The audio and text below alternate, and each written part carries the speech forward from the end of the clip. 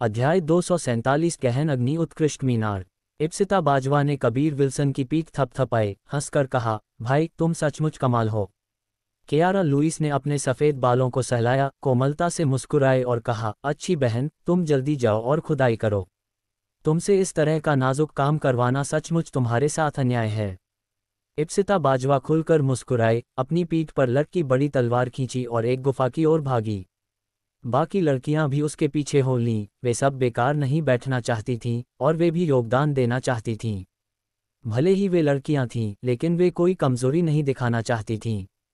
रोहिणी, तुम्हें भी ऐसा ही करना चाहिए, कोशिश करो, कबीर विल्सन ने कहा। हालांकि वह उन लड़कियों की तुलना में तेज था, फिर भी गठन को पूरा होने में कुछ समय लगेगा और खत्म होने के बाद भी करने के लिए बहुत सारा काम बाकी था। रोहिणी ने सिर हिलाया। उसने कबीर विल्सन की नकल की और अपने हाथों से आग के कुछ छोटे धब्बे छोड़े। हालांकि वह कबीर विल्सन की तरह कई धब्बे नहीं, बल्कि केवल 5 ही धब्बे छोड़ सकी। इस समय रोहिणी को एहसास हुआ कि आग के इन धब्बों की गतिविधियों को नियंत्रित करने के लिए आवश्यक दिव्य चेतना कितनी भयानक थी, और उसने जमीन को जलाने के लिए आवश्यक गर्मी की सही मात्रा का भी एहसास किया। इसने उसे अपनी कमियों, विशेष रूप से अपने और कबीर विल्सन के बीच के अंतर के बारे में अवगत कराया। भाई कबीर, तुम्हारे पास कितने शीर्ष श्रेणी के क्रिस्टल पत्थर हैं? कियारा लुईस ने पूछा। इस गठन को बिछाने के लिए तुम्हें कितने शीर्ष श्रेणी के क्रिस्टल पत्थरों की आवश्यकता है? कबीर विल्सन ने पूछा। कियारा लुईस ने अपनी भौहें सिकोड़ी और थोड़ी देर सोचा, फिर बोली, शायद 300 या उसके आसपास। यह मेरे शिक्षक द्वारा सिखाया गया गहन अग्नि उत्कृष्ट मीनार गठन है। यह इस तरह के पहाड़ी इलाके के लिए बहुत उपयुक्त है। तुम इस पहाड़ी को एक मीनार जैसी संरचना में बदल सकते हो, और यह सामान्य तौर पर एक रक्षात्मक संरचना के रूप में उपयोगी होगा। हालांकि इसमें बड़ी मात्रा में लपटों की आवश्यकता होगी। कबीर विल्सन ने एक काफ़ी बड़ा शीर्ष श्रेणी का क्रिस्टल पत्थर निकाला और कियारा को सौंप दिया। ये पर्याप्त होना चाहिए। कियारा लुईस ने अपनी जीभ बाहर निकाली, कोमलता से हंसकर कहा, भाई कबीर, तुम सचमुच धन से भरे हुए हो। इसमें कोई आश्चर्य नहीं कि अमृत गुप्ता हमेशा मुझसे तुम्हारी चीज़ों के बारे में पूछताछ करना चाहता था, बल्कि यह भी कहता था कि मैं तुम्हारे सामने उसके बारे में अच्छी बातें कहूँ। इन दिनों कियारा लुईस कबीर विल्सन के दोस्तों से परिचित हो गई थी, और उसी समय उसे उनसे कबीर विल्सन के कुछ कारनामों के बारे में भी पता चला। प्रेम बजाज का जिक्र न करें, अमृत गुप्ता और अन्य लोग भी बहुत दिलचस्प थे। हालांकि जो बात उसके लिए असहनीय थी, वह ये थी कि मनोज जॉनसन ने वास्तव में उसे सीधे मुंह से मालकिन कहकर पुकारा। कबीर विल्सन को जब ये पता चला तो उनका पेट लगभग फट गया। वह निश्चित रूप से जानते थे कि मनोज जॉनसन अब उनसे नफरत नहीं करता था, वह जानते थे कि ऐसा करना समझदारी नहीं थी। कबीर विल्सन ने कियारा लुईस को एक बार फिर से कई मध्यम आयु के क्रिस्टल पत्थर दिए। उनका उपयोग भी बड़े गठन में किया गया था। कबीर विल्सन के पास इन क्रिस्टल पत्थरों की कोई कमी नहीं थी, और उन्हें इन्हें देने में कोई दुख नहीं हुआ। इसके विपरीत रोहिणी और कियारा लुईस दोनों बहुत आश्चर्यचकित थीं। कबीर विल्सन की संपत्ति सचमुच अद्भुत थी। कियारा लुईस ने उन शीर्ष श्रेणी के क्रिस्टल पत्थरों को सावधानी से काटा, और 1 घंटे की सावधानीपूर्वक कटाई के बाद ही वह समाप्त हुई। इस समय उसने इप्सिता बाजवा को बुलाया और उन क्रिस्टल पत्थरों को उनके निर्धारित स्थान पर स्थापित करने में उसकी मदद करने के लिए कहा।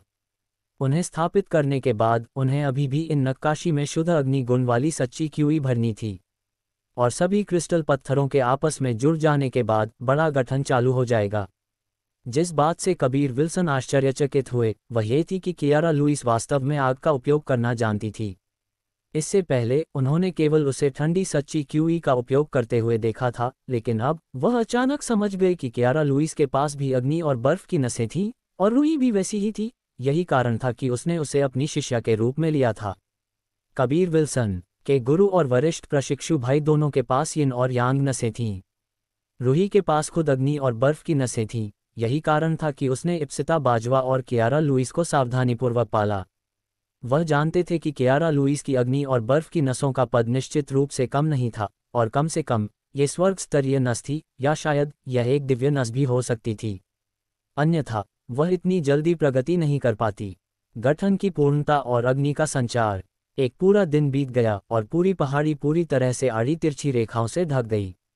इन रेखाओं के बीच एक क्रिस्टल पत्थर रखा गया था। कियारा लुईस ने उन 300 शीर्ष श्रेणी के क्रिस्टल पत्थरों को बड़े गठन में समान रूप से जड़ दिया था। इप्सिता बाजवा और उसके लिए भी इस बड़े गठन को बिछाने का ये पहला मौका था। अंत में कियारा लुईस और इप्सिता बाजवा दोनों काफ़ी संदेहास्पद थीं, क्योंकि गठन को बिछाने का तरीका जो उन्होंने सीखा था वह बिल्कुल समान था। हालांकि वे दिव्य हथियार, स्वर्गीय साम्राज्य और बर्फीली घाटी के संबंध को बहुत अच्छी तरह से समझते थे, यही कारण था कि वे इतनी संदिग्ध नहीं थीं। कबीर विल्सन ने रूही से वादा किया था कि वह कियारा लुईस और इप्सिता बाजवा को उसकी पहचान के बारे में नहीं बताएगा, लेकिन अब ऐसा लग रहा था कि रूही उन दोनों के प्रति बहुत अच्छी थी और उन्हें एक ही चीज़ें भी सिखाई थीं। एक ही चीज़ की कमी है, वह है शक्तिशाली लपटें। बड़े भाई, तुम्हारी लपटें अधिक दुर्जेय हैं और उनका घनत्व भी बहुत अधिक है। यदि तुम्हारी लपटें इस बड़े गठन को भर दें, तो हो सकता है कि यह इस बड़े गठन को अधिक शक्तिशाली बना सके। इप्सिता बाजवा ने कहा। सभी के सहयोग से बड़ा गठन आखिरकार पूरा हो गया। सुरंगों के साथ साथ भूमिगत मार्ग भी खोदे गए, जबकि चौथे स्तर के सच्चे मार्शल दायरे के मार्शल कलाकारों और उससे ऊपर वालों ने शैतान जानवरों और मानव शैतानों के कुछ हमलों को भी सफलतापूर्वक रोक दिया था। हालांकि उन्हें कई समस्याओं का सामना करना पड़ा, अंत में ये सब हल हो गया। कबीर विल्सन ने एक छलांग लगाई, पहाड़ी की चोटी पर कूद गए और कहा, मैं कोशिश करता हूँ। अचानक उनके शरीर पर लपटें निकलीं और झुलसाने वाली क्यूई तरंगें अचानक हर दिशा में उमड़ पड़ीं। इस तरह की लपटों के संबंध में सभी को अत्यधिक आश्चर्य हुआ। वे अब समझ गए कि कबीर विल्सन इतनी कम उम्र में चौथे स्तर के कीमियागर क्यों थे। इस तरह की लपटों पर निर्भर होकर वह वास्तव में अपने पद के योग्य थे। कबीर विल्सन ने अपनी भयानक दिव्य चेतना के साथ उमड़ती लपटों को नियंत्रित किया और उन्हें गठन के अंदर उन छोटी खायों में निर्देशित किया। उनकी लपटें इस क्षण पूरी तरह से संकुचित थीं, जो बहुत छोटी दिखाई दे रही थीं, लेकिन वास्तव में इसका एक छोटा सा धब्बा पूरे जंगल को सहजता से जला सकता था। इप्सिता बाजवा और कियारा लुईस ने अपनी दिव्य चेतना का उपयोग करके कबीर विल्सन की लपटों को अंदर की उन नक्काशी में मार्गदर्शित किया। उसी समय उन्होंने लपटों को जड़े हुए क्रिस्टल पत्थरों में प्रवाहित किया ताकि वे आपस में मिल सकें, अन्यथा वे क्रिस्टल पत्थर लपटों के जलाने से विस्फोट कर जाते। उस पहाड़ी पर कई सौ हजारों क्रिस्टल पत्थर थे और उनके एक ही समय में विस्फोट करने का विचार अत्यंत भयानक था। रात्रि में बड़ा गठन। रात में एक घोर अंधेरे बंजर भूमि में एक छोटी पहाड़ी लाल रोशनी में चमक रही थी। पहाड़ी पूरी तरह से आग जैसे लाल रंग के आत्मा पैटर्न से ढकी हुई थी, जो बहुत सुंदर के साथ साथ अत्यंत गहन भी दिखाई दे रहा था। कबीर विल्सन एक स्थिर धारा में कई लपटें जारी करते रहे, जिससे उनकी लगभग पूरी वर्मिलियन बद सच्ची क्यूई खपत हो गई। उनकी सच्ची क्यूई की समृद्धि ने भी सभी को स्तब्ध महसूस कराया, खासकर उन लोगों को जो आग का उपयोग करते थे। कबीर विल्सन की लपटें मूल रूप से बहुत भयानक थीं और उनकी राय में कबीर विल्सन उन्हें बहुत लंबे समय तक जारी नहीं कर सकते थे। लेकिन इस क्षण कई घंटे पहले ही बीत चुके थे और कबीर विल्सन द्वारा जारी की जा रही लपटों ने कमजोर होने का कोई संकेत नहीं दिखाया। हो गया। इप्सिता बाजवा और कियारा लुईस एक ही समय में कोमलता से चिल्लाईं। उनके माथे से पसीना बह रहा था, क्योंकि उन्होंने अपनी दिव्य चेतना का बहुत अधिक उपभोग किया था। आमतौर पर जब वे खेती कर रही होती थीं, तो रूही उनसे बहुत मांग करती थी, खासकर उनकी दिव्य चेतना के संबंध में। यही कारण था कि उनकी दिव्य चेतना में कोई कमी नहीं थी। कई शिष्य एक ही समय में पहुंचे और इस क्षण अपने और उन युवा और प्रसिद्ध शिष्यों के बीच बहुत अधिक अंतर था। यदि वे होते तो वे इतने लंबे समय तक टिक नहीं पाते। वे स्पष्ट रूप से जानते थे कि दूसरों ने बहुत प्रयास किया था। कबीर विल्सन ने लपटों को वापस ले लिया और एक गहरी सांस ली। पहाड़ी पर वे लाल आत्मा पैटर्न भी तुरंत गायब हो गए और यहाँ तक कि उन नक्काशीदार रेखाओं का भी कोई निशान नहीं बचा था। इसने कई लोगों को गुप्त रूप से अचंभित कर दिया। उन्होंने व्यक्तिगत रूप से दूसरों को एक बड़ा गठन बिछाते हुए देखा था, लेकिन अचानक एक भी निशान नहीं बचा था। ये आत्मा पैटर्न मूल रूप से बहुत रहस्यमय थे और आत्मा पैटर्न द्वारा कबीर विल्सन की लपटों को अवशोषित करने के बाद कबीर विल्सन को आगे जो हुआ उससे आश्चर्य नहीं हुआ। अगर इस पहाड़ी को घेर लिया गया तो अगर उन्होंने बड़ा गठन तोड़ दिया तो हम क्या करेंगे? अमृत गुप्ता ने चिंतित होकर पूछा। वह जानते थे कि बहुत सारे क्रिस्टल पत्थरों का उपयोग किया गया था और हालांकि क्रिस्टल पत्थर उनके नहीं थे, फिर भी इससे उनका दिल ऐसे रोने लगा जैसे वे उन्हीं के थे। निश्चिंत रहो, ये बड़ा गठन पहले ही एकीकृत हो चुका है। जब तक इसकी पूरी ताकत खपत नहीं हो जाती या गठन के आधार को गठन को तोड़ना जानने वाले किसी व्यक्ति द्वारा नष्ट नहीं कर दिया जाता, तब तक ये नष्ट नहीं होगा। बेशक ये बड़ा गठन मुख्य रूप से समय टालने के लिए है, जिससे सभी को भूमिगत सुरंग का उपयोग करके भागने की अनुमति मिल सके। अगर वे सिर्फ कुछ छोटे मोटे हैं तो हम खुद ही उन्हें खत्म कर देंगे। इप्सिता बाजवा ने कहा। अध्याय 248 बड़ा संकट। शैतान संप्रदाय के शिष्य और वे साधारण शैतान जानवर और मानव शैतान उनके लिए कोई खतरा पैदा नहीं करते थे। हालांकि जिस चीज से वे डरते थे वह थी उन भयानक शैतान जानवरों का सामना करना, जैसे कि झुंड के नेता या दूर की प्राचीनता के प्राचीन जानवर, जैसा कि कबीर विल्सन का सामना पहले काले बख्तरबंद मगरमच्छ से हुआ था। बेशक इस स्तर के शैतान जानवरों को किसी हद तक संभाला जा सकता था, लेकिन अगर और भी अधिक शक्तिशाली प्राणी दिखाई दिए, जैसे कि वे जो चरम अवस्था तक पहुंच गए थे, तो उनके पास विरोध करने का कोई तरीका नहीं होगा। पहाड़ी के अंदर हर कोई एक गोले में एक साथ बैठकर एक दानव जानवर के मांस का कुछ हिस्सा खा रहा था। ये सब अमृत गुप्ता द्वारा प्रदान किया गया था, केवल वही इतना अधिक भोजन ले जाता। 2 महीने, केवल थोड़ा सा समय बीता है। मुझे उस वेदी की चिंता है। यह उन शैतान मार्ग के किसानों के लिए परिस्थितियों को पलटने का एक बड़ा अवसर है। उन्होंने निश्चित रूप से बैकअप योजनाएं बनाई होंगी। जब तक वेदी वहां है, वे शैतान क्षेत्र के व्यक्तियों के साथ बातचीत करने में सक्षम हैं। उनकी मदद से वे अभी भी कई चीजें कर सकते हैं। कबीर विल्सन ने आह भरी। दक्षिणी बंजर भूमि के भूभाग को देखते हुए ये लगभग निश्चित था कि कई शक्तिशाली अस्तित्व अंदर सील कर दिए गए थे। इसके अलावा अंदर एक रहस्यमय वेदी भी थी। ये काफी स्पष्ट था कि ये 3 स्वर्गीय क्षेत्रों के बीच हुए पिछले महान युद्ध से पीछे छूट गए होंगे। मैं उस वेदी को नष्ट करने के लिए तुम्हारे साथ जा सकता हूँ, बादल ने सुझाव दिया। कबीर विल्सन ने सिर हिलाया और कहा, वरिष्ठ भाई बादल, तुम यहीं रहो। मैं पहले अकेले इसकी जांच करता हूँ। अगर मैं इसे अकेले नष्ट नहीं कर सका तो मैं वापस आऊँगा और हम एक साथ जा सकते हैं। बादल सच्चे मार्शल क्षेत्र के 5वें स्तर में था और उसे कुछ हद तक शक्तिशाली माना जा सकता था, लेकिन कबीर विल्सन का अकेले जाना उनकी क्षमताओं को देखते हुए कहीं अधिक सुविधाजनक था। भाई, मैं तुम्हारे साथ चलूंगी, इप्सिता बाजवा ने कहा। कबीर विल्सन के साथ दुनिया की यात्रा करना बहुत लंबे समय से उसका सपना रहा है। इप्सिता, इस जगह को तुम्हारी जरूरत है, आज्ञाकारी बनो, कबीर विल्सन ने उत्तर दिया।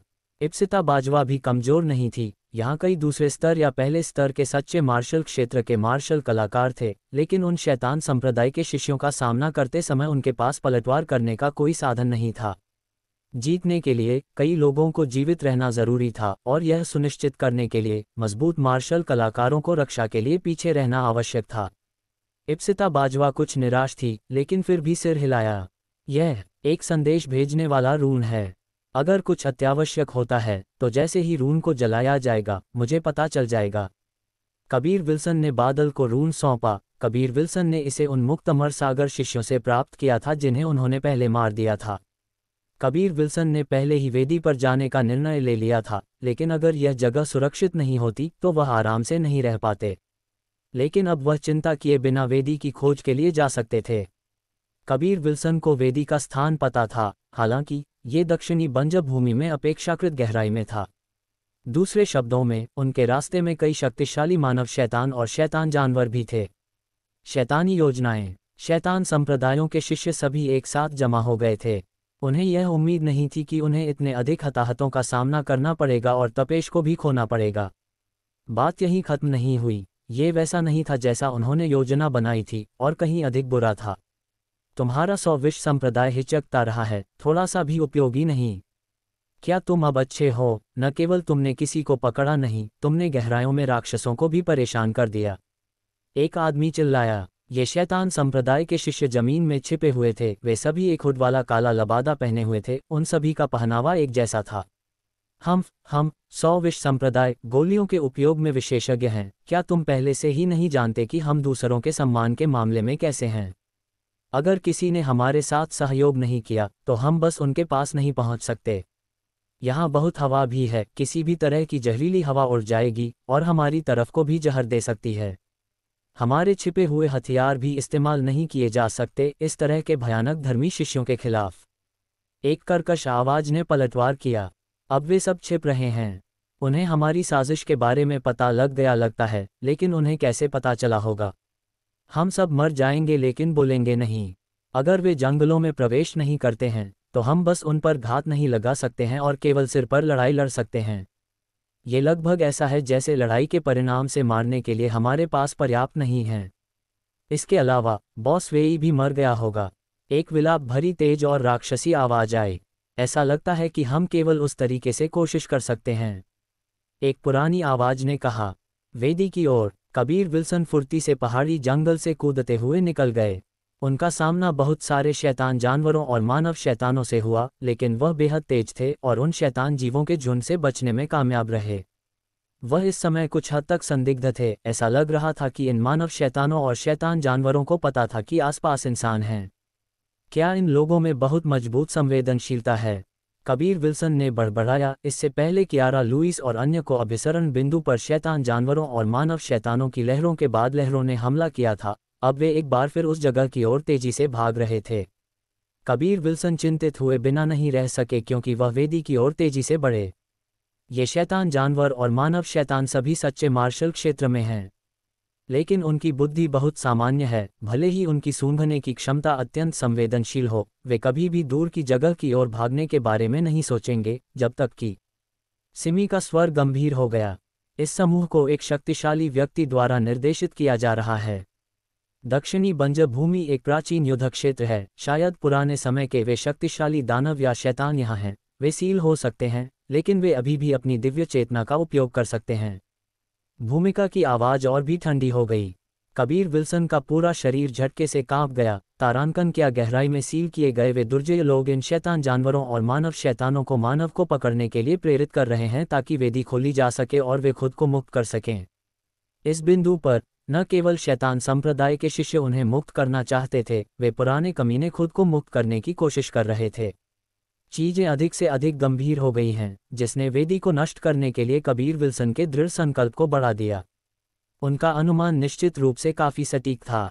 रिनी ने कहा, अगर ऐसा है तो वे शक्तिशाली लोग अभी भी सील हैं। जल्दी करो और वेदी को नष्ट करो। अगर वे बाहर आ गए तो स्थिति वर्णन करने के लिए बहुत भयानक होगी। 3 क्षेत्र महान युद्ध के दौरान इस जगह के लिए कौन जिम्मेदार था? दूर की प्राचीनता में उन्होंने वास्तव में ऐसे खतरनाक प्राणी को छोड़ दिया। कबीर विल्सन ने चुपके से कोसा। कुछ लोग बहुत दुर्जय होते हैं और मारने के लिए बहुत कठिन होते हैं। एक उन्हें केवल सील कर सकता है। रिनी ने कहा। सिमी और भूमिका दोनों चुप थीं, खासकर सिमी। कबीर विल्सन ने पाया कि वह किसी बात को लेकर चिंतित लग रही थी और उसका मनमोहक मुस्कुराता हुआ भाव वाला पिछला व्यवहार नहीं था। मानव शैतानों और पशु शैतानों के इन समूहों ने पीछा छोड़ देने से पहले कबीर विल्सन का कुछ देर तक पीछा किया।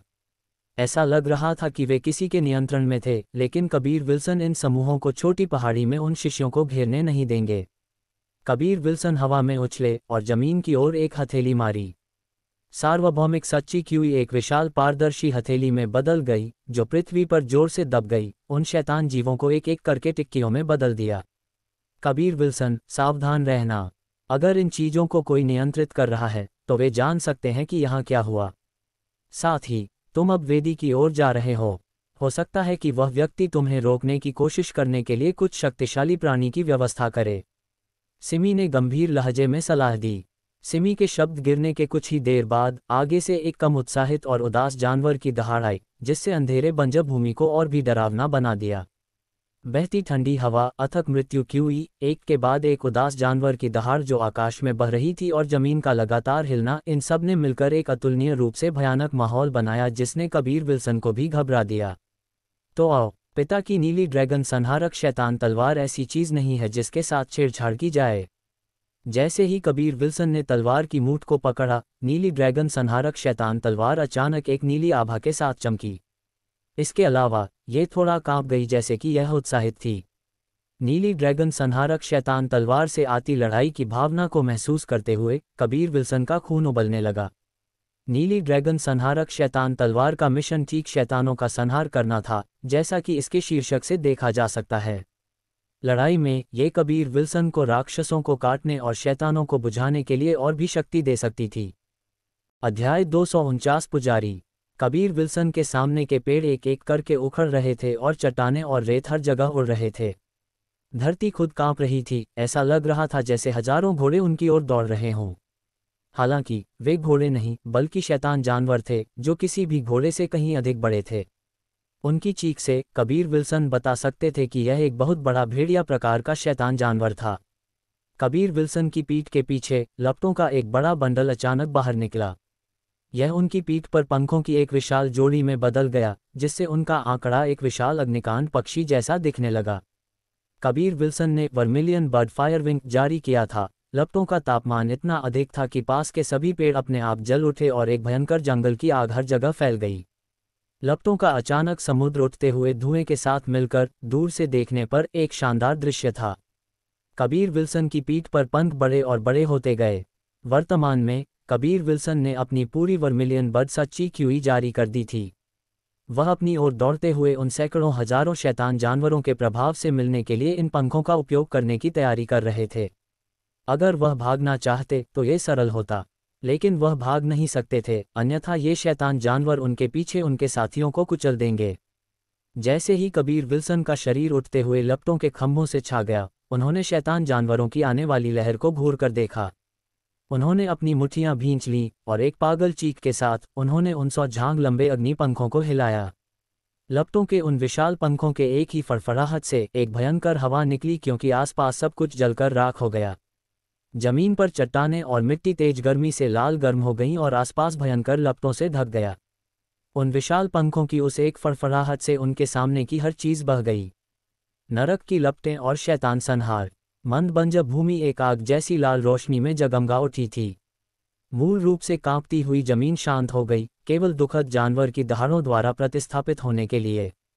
कबीर विल्सन द्वारा उन विशाल वर्मिलियन बर्ड फायरविंग्स को एक साथ तेजी से मारने के बाद एक अतुलनीय रूप से झुलसाने वाली गर्म क्यूई लहर उत्पन्न हुई, जिसके बाद उसके रास्ते में हर चीज का तुरंत दहन हुआ।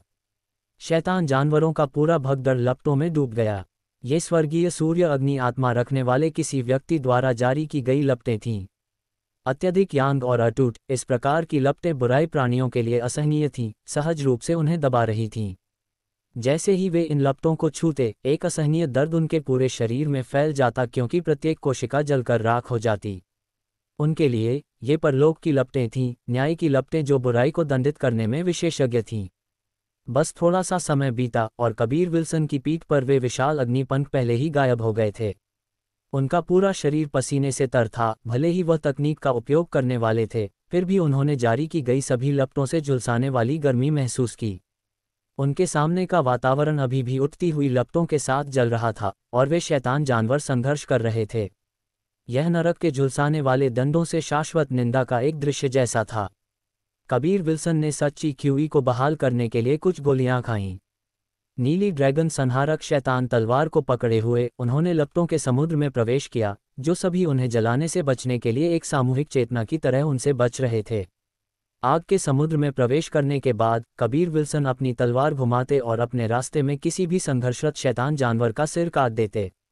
लपटें इतने लंबे समय तक जल चुकी थीं, फिर भी कुछ शैतान जानवर अभी भी जीवित रहने के लिए संघर्ष कर रहे थे। उनकी सहनशक्ति असाधारण थी। ये सभी बड़े काले और लाल भेड़िए थे जो कबीर विल्सन का सामना पहले हुआ था उनसे कहीं अधिक मजबूत थे।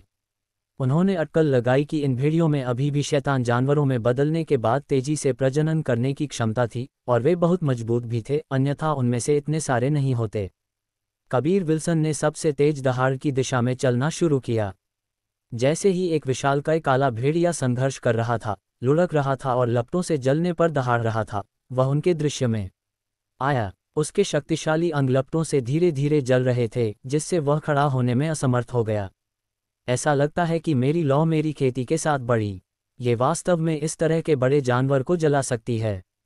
कबीर विल्सन थोड़ा मुस्कुराए इससे पहले कि उन्होंने अपनी नीली ड्रैगन संहारक शैतान तलवार काटी। उस विशाल भेड़िए को एक शक्तिशाली नीली क्यूई से 2 हिस्सों में काट दिया। आग के समुद्र में कबीर विल्सन को भी पता नहीं था कि उन्होंने कितने भेड़ियों का सिर काट दिया था। वह केवल जानते थे कि नीली ड्रैगन संहारक शैतान तलवार अभी भी पूरी तरह से संतुष्ट नहीं थी। हालांकि उन्होंने तलवार को कसकर पकड़ रखा था, तलवार अभी भी थोड़ा कांप रही थी। तलवार और उनके हाथ के बीच संपर्क से कबीर विल्सन तलवार से बढ़ती युद्ध की प्यास महसूस कर सकते थे। आसपास एक शक्तिशाली व्यक्ति है, रिनी ने चिल्लाया। आकाश भी एक बहुत ही बुरी आभा से ढका हुआ है, एक जो हिंसा और खून से भरा हुआ है। ऐसा लगता है कि एक शक्तिशाली व्यक्ति आगे तुम्हारा इंतजार कर रहा है। वह सबसे मजबूत विरोधी होना चाहिए जिससे तुम इस बंजर भूमि में प्रवेश करने के बाद मिले हो। कबीर विल्सन गंभीर हो गए क्योंकि उन्होंने एक सच्ची मौलिक गोली निगल ली, जल्दी से अपनी स्थिति को समायोजित कर रहे थे। वह इस आगामी शक्तिशाली खतरे का सामना करने के लिए सर्वोत्तम स्थिति में रहना चाहते थे। वेदिका पुजारी। लपटों के समुद्र से गुजरते हुए कबीर विल्सन के आसपास की दुनिया अचानक शांत हो गई। कुछ ही देर में वे सभी दुखद चीखें पहले ही गायब हो गई थीं, क्योंकि उन भेड़ियों का सिर कबीर विल्सन ने काट दिया था। सटीक होने के लिए कई और लपटों से जलकर मर गए थे। उस बुरी तरह से जले हुए जंगल से धुआं अभी भी बह रहा था। एक आग जैसी रोशनी ने आकाश को भेद दिया, बंजर भूमि को चमकदार ढंग से रोशन किया। हालांकि दक्षिणी बंजर भूमि बिल्कुल भी गर्म नहीं थी। वास्तव में ये और भी थोड़ा ठंडा हो गया था। ठंडी हवाएं अधिक घनी हो गईं, शैतान क्यूई और भी अधिक अत्याचारी हो गई। ये बहुत अजीब था। कबीर विल्सन ने विशाल तलवार को अपने कंधे पर उठाया। नीली ड्रैगन ने अपने युद्ध के इरादे को स्पष्ट करते हुए तलवार के शरीर पर एक ठंडी और गंभीर आभा में चमक रही थी, साथ ही एक राजसी आभा से भरे हुए प्रभावशाली तरीके का लगातार अतिप्रवाह हो रहा था। संयुक्त रूप से इसने कबीर विल्सन को ऐसा दिखाया जैसे वह एक बुरा शैतान संहारक हो। कबीर विल्सन रुक गए और भरपूर हवा ली।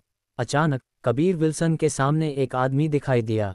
इस आदमी का गठन बहुत पतला था, उसके सभी अंग पूरी तरह से सफ़ेद कपड़े से ढके हुए थे। उसका चेहरा बहुत अंधेरा, बहुत ठंडा था, एक मरे हुए आदमी जैसा। हालांकि उसकी आंखों की पुतली से लाल रोशनी देखी जा सकती थी, जिससे दूसरों को अजीब महसूस हुआ। उसके हाथ में एक बहुत लंबा हड्डी का भाला था। बर्फ जैसा सफ़ेद हड्डी का भाला वास्तव में रहस्यमय काले एन्क्रिप्शन में लिपटा हुआ था और एक अच्छा हथियार प्रतीत होता था।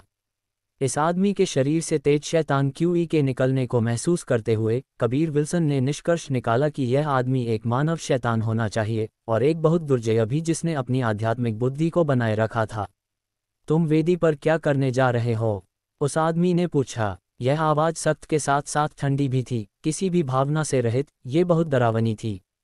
ऐसे आदमी का सामना करने पर सामान्य प्रतिक्रिया सतर्क होने और शायद डरने की होगी, लेकिन कबीर विल्सन बस मुस्कुराते हुए मुस्कुराए और कहा, सबसे पहले मेरा वेदी पर जाना तुम्हारा काम नहीं है। हालांकि अगर तुम वास्तव में जानना चाहते हो तो मैं तुम्हें बता सकता हूँ। मैं वहाँ पेशाब करने जा रहा हूँ। कबीर विल्सन के जवाब से उस आदमी का कठोर चेहरा फड़क उठा। उन लाल आंखों से एक खूनी रोशनी चमकी, जिससे कबीर विल्सन को क्षण भर के लिए अपने चारों ओर खून की लोहे की गंध के साथ घनी मृत्यु क्यूई की गंध आई। मैं उस वेदी का संरक्षक हूँ। मैं उसका पुजारी भी हूँ। तुमने हमारी पवित्र वेदी का अपमान किया है। मैं तुम्हारे खून, तुम्हारे दिल, तुम्हारी आत्मा का उपयोग करूँगा और उसे शैतान भगवान को अर्पित करूँगा। हालांकि उस आदमी की आवाज़ कठोर थी, लेकिन ये बहुत उत्साहित लग रही थी। जब उसने शैतान भगवान के बारे में बात की तो उसकी तीखी आवाज़ सम्मान और विनम्रता से भरी हुई थी, जो उसके पहले के भावहीन भाषण के पूरी तरह विपरीत थी। यह देखकर कबीर विल्सन कुछ हद तक आश्चर्यचकित हुए। उन्होंने हंसकर कहा, मैं देखना चाहूँगा कि क्या तुम में मुझे रोकने की क्षमता भी है। जैसे ही कबीर विल्सन बोलना समाप्त किया, उन्होंने अपनी ओर लाल रोशनी को चमकते हुए देखा।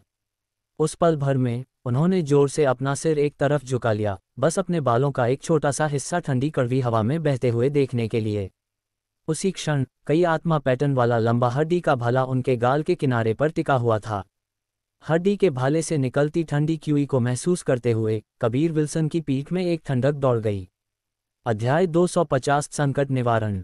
मूल रूप से बर्फ जैसा सफ़ेद हड्डी का भाला एक गहरे लाल रंग की रोशनी में स्नान कर रहा था, मानो वह अचानक खून बह रहा हो, जो बहुत अजीब लग रहा था। अपने वार को चूकने के बाद पुजारी ने दूसरा वार जारी नहीं रखा। इसके बजाय उसने हड्डी का भाला वापस लिया और कुछ कदम पीछे हट गया। उसके दोनों हाथ कसकर हड्डी का भाला पकड़े हुए थे, क्योंकि उसने उसे आकाश में उठा दिया।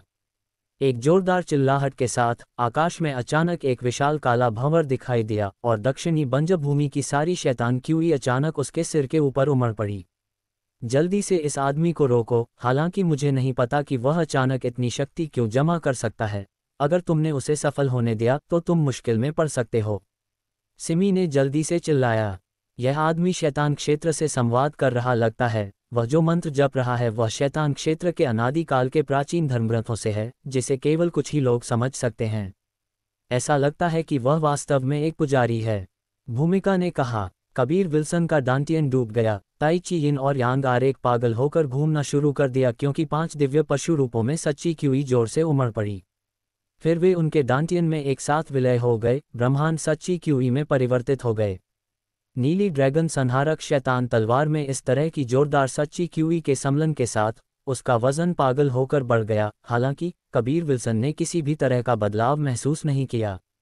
उन्होंने केवल महसूस किया कि इस तलवार से वह दुनिया में सब कुछ काट सकते हैं। कबीर विल्सन को कोई अंदाजा नहीं था कि पुजारी क्या कर रहा था, लेकिन वह जानता था कि इस समय वह आदमी बहुत भयानक कुछ कर रहा था। अगर उन्होंने उसे सफल होने दिया तो चेनवू मुख्य भूमि निश्चित रूप से खतरे में पड़ जाएगी।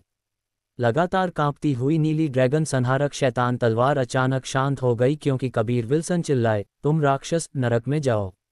बोलते समय विशाल तलवार अचानक चमक उठी क्योंकि एक अपार धर्मी आभा, जिसके बाद एक नीली रोशनी आई, फट पड़ी। इसके बाद महिमा से भरी एक ड्रैगन की दहाड़ सभी दिशाओं में फैल गई। इस क्षण कबीर विल्सन ने नीली ड्रैगन संहारक शैतान तलवार में एक बहुत मजबूत शक्ति भी महसूस की। वह पहले ही जागरूक थे कि वह खुद इस तलवार के बारे में बहुत कम जानते थे। इस तलवार में छिपी हुई शक्ति बहुत विशाल थी और आज उन्हें पता चला कि तलवार के भीतर वास्तव में एक प्रकार की धर्मी आभा थी, जो भ्रष्ट दानव या शैतानों के लिए ज्यादातर घातक थी। कबीर विल्सन कूद गए। हर कदम एक ड्रैगन और एक बाघ जितना भयंकर था, उन्हें एक अपार शक्ति प्रदान कर रहा था। उन्होंने अपनी तलवार घुमाई और उस हड्डी के भाले की ओर क्रॉस चॉप किया जो आकाश की ओर उठाया गया था। उसी क्षण जब विशाल तलवार कटी, एक ड्रैगन की दहाड़ सभी दिशाओं में गूंज उठी और धर्मी आभा ने आकाश में उस काले भंवर को तोड़ दिया। धरती ऐसी थी मानो उसमें एक ड्रैगन हो जो जाग रहा हो, और उस सुरीली तीखी ड्रैगन की दहाड़ के बाद धरती जोर से कांप उठी। धमाका! आकाश में अनगिनत नीली और लाल बिजली अचानक चमकी क्योंकि उन घने काले बादलों में एक दरार दिखाई दी। ये दरार 2 अलग अलग स्रोतों से आने वाली शक्तिशाली क्यूई के टकराव का परिणाम थी और यह ऐसा था जैसे यह आकाश को विभाजित कर रही हो, एक शानदार दृश्य ला रही थी। पुजारी के सिर के ऊपर का विशाल काला भंवर गायब हो गया और केवल गुंथी हुई नीली और लाल गुंथन बाकी था, जबकि दक्षिणी बंजर भूमि में विभिन्न आवाजें गूंज रही थीं।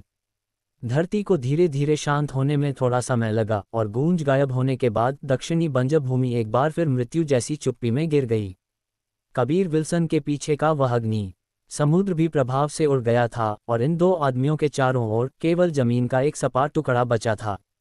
ये जानना चाहिए कि कुछ ही क्षण पहले अब सपाट हो चुकी जमीन पेड़ों और पहाड़ियों से भरी हुई थी।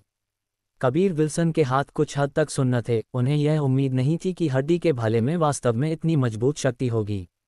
वह न केवल हड्डी के भाले को काटने में विफल रहे, उनके 5 झांग और 6 फू भी हिल गए और एक साथ दब गए। लेकिन कम से कम वह पुजारी द्वारा किए जा रहे खतरनाक कार्य को रोकने में अभी भी सफल रहे। प्राचीन शैतान भगवान का रहस्य। पुजारी ने क्रोधित होकर कबीर विल्सन को देखा। उसके मुंह से काला खून बह निकला क्योंकि उसकी उन चमकती लाल आंखों में काली क्यूई दिखाई दी। लाल बिजली उसके सफ़ेद हड्डी के भाले के चारों ओर घूम गई क्योंकि उसका क्रोध शैतान क्यूई में बदल गया, उसके शरीर से उमड़ पड़ा। तुम वास्तव में मुझे यहाँ शैतान भगवान की बची हुई शक्ति स्वीकार करने से रोकने में सक्षम हो। तुमने मुझे शैतान भगवान द्वारा दी गई एकमात्र अवसर चूकने के लिए मजबूर कर दिया। मैं तुम्हें चाहने के लिए मजबूर करूंगा कि तुम जीने के बजाय मर जाओ। पुजारी की आवाज़ ठंडी थी, ये कड़वी नाराजगी से भरी हुई थी, मानो वह स्वयं नरक के राक्षसों से आ रही हो। कबीर विल्सन अपने दिल में गुप्त रूप से स्तब्ध थे। एक शैतान भगवान की बची हुई शक्ति को स्वीकार करना, क्या ये दक्षिणी बंजर भूमि में अधिकांश शैतान क्यूई नहीं होगी? वह काफी भयानक होगा। बहन भूमिका, यह आदमी कहाँ से आया है? उसके हाथ में वह चीज़ बहुत भयानक है। यह मेरी नीली ड्रैगन संहारक शैतान तलवार के समान है और मैं उस चीज़ को काटने में सक्षम नहीं था। कबीर विल्सन ने जल्दी से पूछा। प्राचीन शैतान भगवान, वे शैतान क्षेत्र में सबसे मजबूत किसान हैं। 3 क्षेत्रों के महान युद्ध के दौरान प्राचीन शैतान भगवान इस तरह की जगह एक वेदी और शैतान क्यूई द्वारा पोषित एक पुजारी को पीछे छोड़ देंगे। एक बार हारने के बाद जब तक पुजारी और वेदी अभी भी वहां हैं, उनके लिए वेदी के माध्यम से शैतान क्षेत्र में वापस लौटना या शैतान क्षेत्र से प्राचीन शैतान भगवान का निर्देश प्राप्त करना संभव है। संक्षेप में, यह अधिकांश शैतानों के लिए मृत्यु के बाद पुनर्जन्म लेने का एक तरीका है। बेशक दुनिया भर में वेदियों के मिलने के बाद वे सभी तुरंत नष्ट कर दिए गए थे। कुछ दुनियाओं में निवासियों को उनके बारे में बस पता नहीं है, लेकिन चून की अधिकांश प्राचीन युद्ध क्षेत्र सभी सील हैं, इसलिए उन्हें वास्तव में कुछ नहीं होगा। भूमिका ने आसानी से वर्णन किया, और अपने सामान्य व्यवहार के विपरीत वह इस समय काफ़ी बातूनी थी। कबीर विल्सन ने अपने दिल में शैतान मार्ग के लोगों को कोसा। उन्हें वास्तव में इतनी खतरनाक चीज़ पता थी, और उन्होंने यहाँ के शैतान जीवों को एक बार फिर रोशनी देखने देने की योजना भी बनाई थी। शैतान मार्ग के संप्रदायों को कुछ रिकॉर्ड प्राप्त हुए होंगे, हालांकि उन्हें जो रिकॉर्ड मिले हैं वे बहुत व्यापक नहीं हैं। वे शायद ये भी नहीं जानते कि इस जगह में वास्तव में क्या है। भूमिका ने कहा। कबीर विल्सन को अचानक संदेह हुआ कि भूमिका शैतान क्षेत्र की एक निवासी थी, अन्यथा वह इन चीज़ों के बारे में विस्तार से नहीं जानती। यहाँ तक कि रिनी और सिमी दोनों भी इन चीज़ों के बारे में नहीं जानते थे। उसके हाथ में वह चीज़ बहुत अच्छी है, तुम्हारी तलवार इसे काटने में सक्षम नहीं थी, लेकिन भले ही यह कुछ हद तक बुरा है, तुम्हें इसे अभी भी प्राप्त करना चाहिए। रिनी ने कहा। भाले का मुकाबला। जैसे ही उसने बोलना समाप्त किया, पुजारी ने एक अजीब दहाड़ निकाली, क्योंकि उसने जोर से हड्डी का भाला कबीर विल्सन की ओर मारा। हड्डी का भाला पहुंचने से पहले ही एक तेज और शक्तिशाली क्यूई क्षियु क्षियु की आवाज के साथ पहले ही आ गई थी। ये हवा को छेड़ते हुए एक अदृश्य तीर जैसा था। कबीर विल्सन ने थोड़ी धीमी प्रतिक्रिया दी, और उनके गाल पर शक्तिशाली क्यूई द्वारा एक खून का धब्बा पीछे छूट गया। हालांकि उन्होंने अभी भी हड्डी के भाले को चकमा दिया।